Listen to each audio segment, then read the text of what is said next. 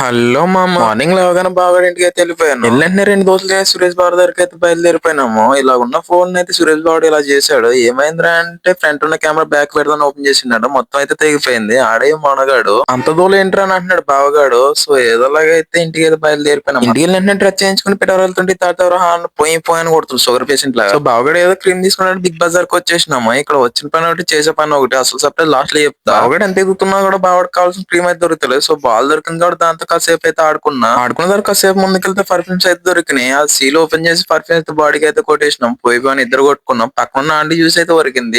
Power తీసి పక్కన పెట్టేసిండు. Big Bazar లో మనం అనుకున్న క్రీమ్ దొరకలేదు. విజేతకి అయితే వచ్చేసినాము. విజేతలో కూడా మనం అనుకున్న క్రీమ్ అయితే దొరకలేదు. సో కాసేపు అలా తిరిగి పక్కన జూడియోకి అయితే వచ్చేసినాము. జూడియోలో మిర్రర్ ఎక్కడ ఉందో చూసుకుని నేను బావగాడు అయితే సెల్ఫీ అయితే తీసేసుకున్నాము. ఈ మా అమ్మగారిని చూస్తుంటే చిన్న మా మమ్మీ అయితే గుర్తొచ్చేది. మా మమ్మీకి నచ్చే అవుట్ఫిట్ తీసి తప్ప నాకు నచ్చిన అవుట్ఫిట్ అయితే తీసేది కాదు. కాసేపు జూడియోలో తిరిగిన తర్వాత తరుణ్ అన్న దగ్గర అయితే వచ్చేసినాము. ఇంటర్లో అన్న దగ్గర ఖాతా పెట్టేటోళ్ళం. సో బావగాడు అయితే 3 ఐస్ క్రీమ్ తీసుకుని దొబ్బు తిన్నాడు. నేను ఒకటి తిన్నా. ఇదే పిఠాపూర్ లో బిగ్గెస్ట్ ఫేమస్ టెంపుల్. ఈ టెంపుల్ పేరు పాతగయ్య. ఇందాక అసలు సపరేట్ తర్వాత చెప్తాన్నా కదా. సురేష్ బాబు గారు చెడదెబ్బిన ఫోన్ అయితే బావగాడు అయితే రిపేరింగ్ చేయించాడు. అప్పటి నుంచి అన్న దూల పనులు సరిగ్గా ఫోన్ వాడుకోరా అని అయితే చెప్పాడు బావగాడు. సింహాదిగాడు ఎలా వచ్చాడు. సరే మా మీద మళ్ళీ నెక్స్ట్ ఉంటా.